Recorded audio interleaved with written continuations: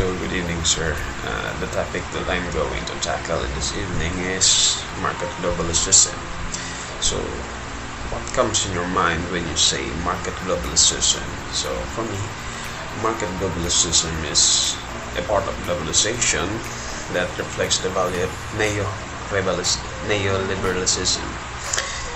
With those values, the market globalists fight for political and economic growth that is self-regulated and equal. So, ang market globalism daw ay bahagi ng globalisasyon na sumasailalim sa mga halaga ng neoliberalismo.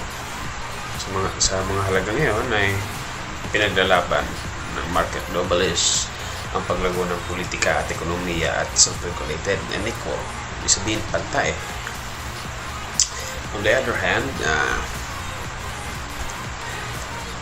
hand is with those globalism is a sales pitch for free trade.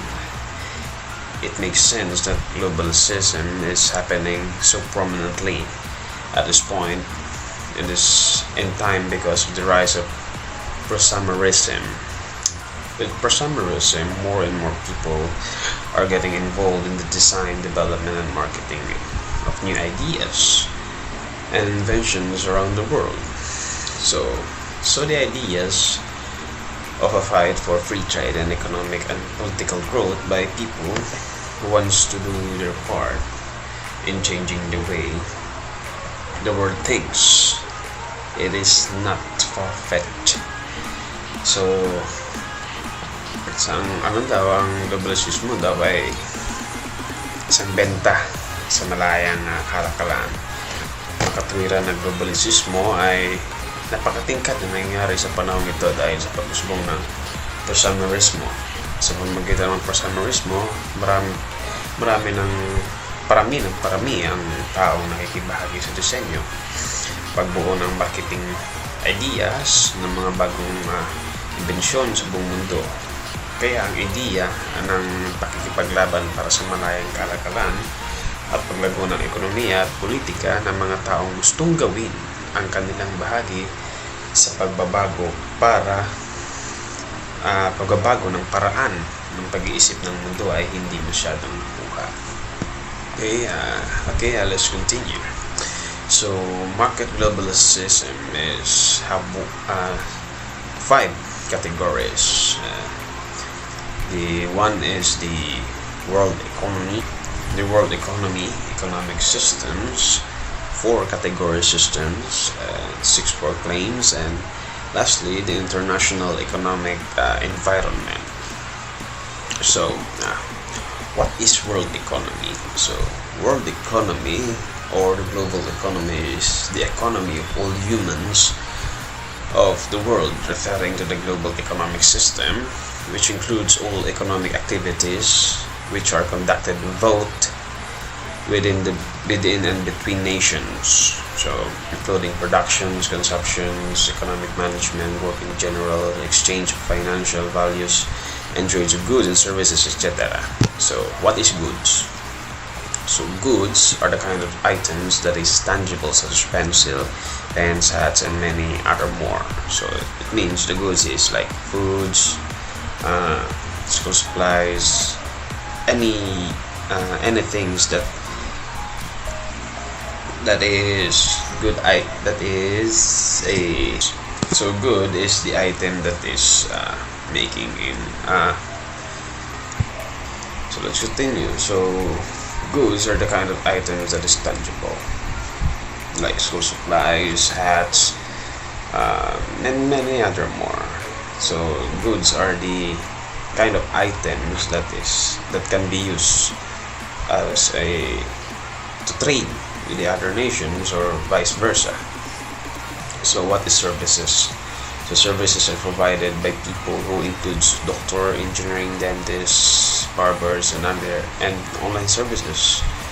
Examples of online services is the let's say Lazada, Amazon, Shopee, like that. Those are the kind of online services. However, even in this case, which there are clear and efficient market, establish a monetary value, economists do not typically use the current or official exchange rate to translate the momentary units in this market into single unit. For the words economy, since exchange rate typically do not closely reflect worldwide value. Global trade. Trade has been a part of economic development for centuries. It has the potential to be a significant force for reducing global poverty by spurring economic growth, creating jobs, reducing price, increasing the variety of goods for consumers, and helping countries acquire new technology. Sa kaalaman ng economic development ay may potensyal na makaapekto sa pagbabawas ng kahirapan sa mundo sa pamamagitan ng pagtulong upang umunlad ang ekonomiya ng bansa sa pagsasagawa ng mga trabaho at pagbaba ng presyo ng bilihin upang makatulong sa pag-unlad ng ekonomiya laban sa kahirapan. Economics is a social science concerned with the production, distribution, and consumption of goods and services. It studies how individuals, business, governments, and nations make choices about how to allocate resources. Social cultural language. Sociocultural context refers to the idea that language, rather than existing in isolation, is closely linked to the culture and society in which it is used. Activities that can raise awareness of sociocultural context include using stories, analyzing newspaper headlines, and looking at slang and idiomatic language. Legal, local, domestic laws, international laws, home domestic laws. Domestic law has a centralized system where command of sovereignty is enforced through a vertical chain of enforcement.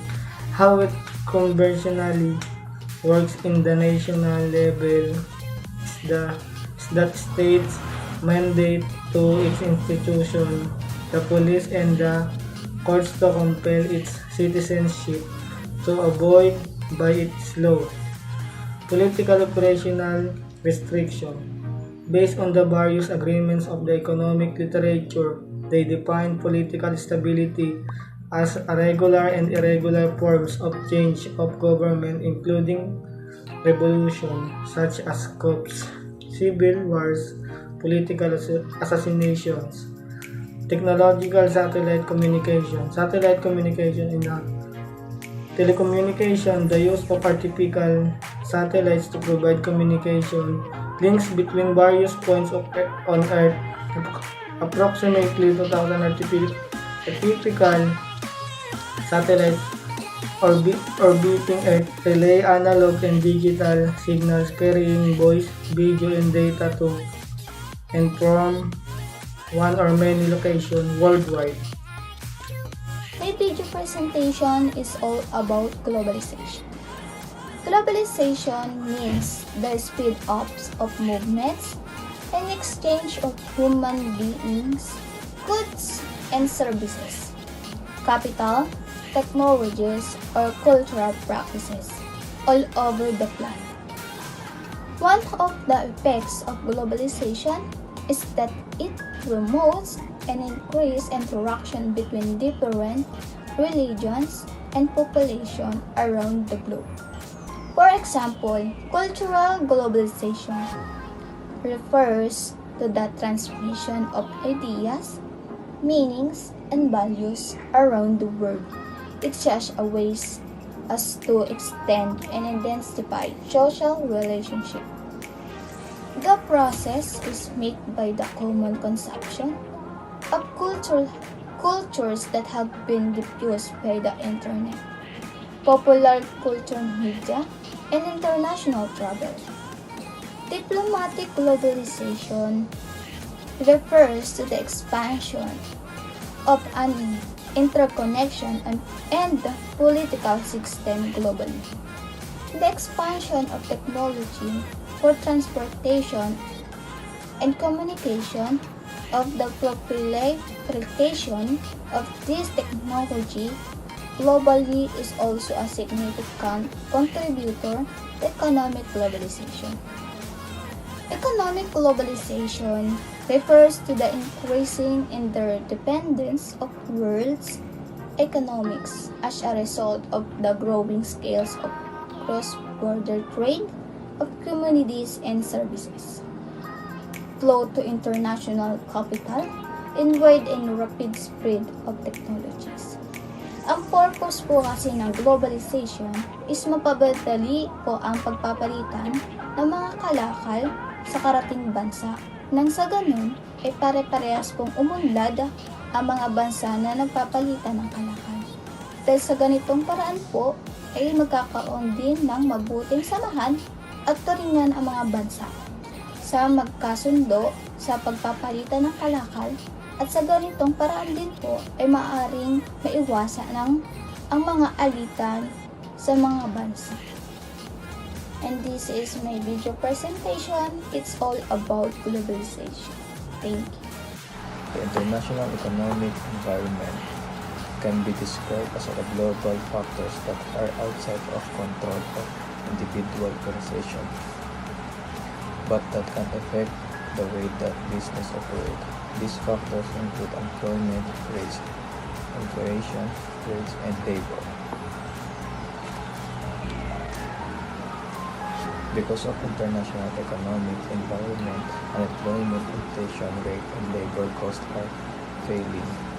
For example, in Philippines, here in our country, most of the valued product is from other countries, and most of our country, those with business are foreigners. Because of them, most of our countrymen work for them. Our product does not thrive in our country due to import of product from other countries, and so unemployment because of modern technologies.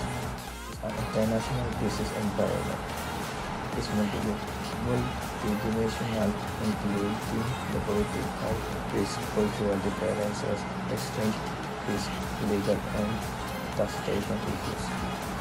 Therefore, IBE, International Business Environment, compares the political, economic, regulatory, tax, social, and cultural, legal, and technological environment. So yung international economic environment po kasi is maaari po siyang ma-affect sa paraan ng pagpapatakbo ng mga negosyo. Halimbawa po sa kawalan ng po ng trabaho, rate of inflation, at mga gastos sa paggawa. Yan po yung mga halimbawa. National economic environment po kasi is maaari po siya maka-affect sa paraan ng pagpapatakbo ng mga negosyo. Halimbawa po yung kawalan po ng trabaho, rate of inflation, at mga gastos sa paggawa. Yan po yung mga halimbawa ng mga na-apekto sa pagpapatakbo ng negosyo. Yun lang po